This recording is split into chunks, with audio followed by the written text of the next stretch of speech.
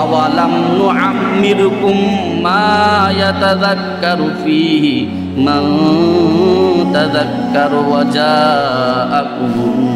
আল্লাহ তাআলা বলতেছেন, আমি কি তোমাদেরকে একটা নির্দিষ্ট সময় দেই নাই? কি বলতেছে? আমি কি তোমাদেরকে নির্দিষ্ট একটা সময় দিই নাই?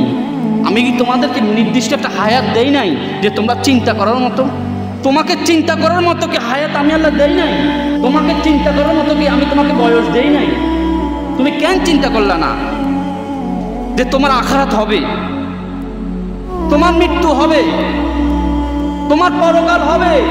তুমি কেন একটাবার চিন্তা করলা না বান্দা? তোমাকে আমি 30 বছর হায়াত দিয়েছি, 50 বছর হায়াত দিয়েছি, 60 বছর হায়াত দিয়েছি, 80 বছর হায়াত দিয়েছি, তুমি কেন একটাবার চিন্তা করলে না? তো মৃত্যুর সময় যখন মরণ চলে আসবে, আমার কাছে যখন মৃত্যু চলে আসবে, তখন আমার বুঝে আসবে, আহ কেন রে আমি আমার হায়াতের যোগ বিয়োগ মিলাইতে পারলাম না। আল্লাহ বলবেন, আমি কি তোমাদের কাছে সতর্কবাণী পাঠাই নাই? বুঝেন নাই? আমি কি তোমাদের কাছে নবী পাঠাই নাই? তোমার আখিরাত কত সুন্দর হবে, কত কষ্টদায়ক হবে, আমি কি তোমার কাছে বার্তা বাহক পাঠাই নাই? আল্লাহ কোরআন এই আয়াতে কথাগুলো বলতেছে। কিন্তু আমি কি তোমাকে চিন্তা করার মতো বয়স দেই নাই,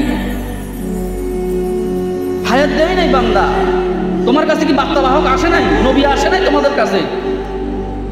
এখন আখিরি জামানা, এই জামানায় নবী নাই, কোরআন তো আছে। তোমার কাছে কি কোরআন আসে নাই? তোমার কাছে কি নবী আসে নাই? তোমার কাছে কি আলেমরা আসে নাই?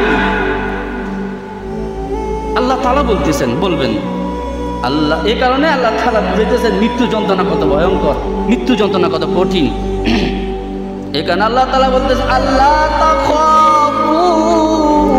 আল্লাহ তাআলা বলেন, মৃত্যুর সময় আমি তোমার উপর ফেরেশতা অবতীর্ণ করব।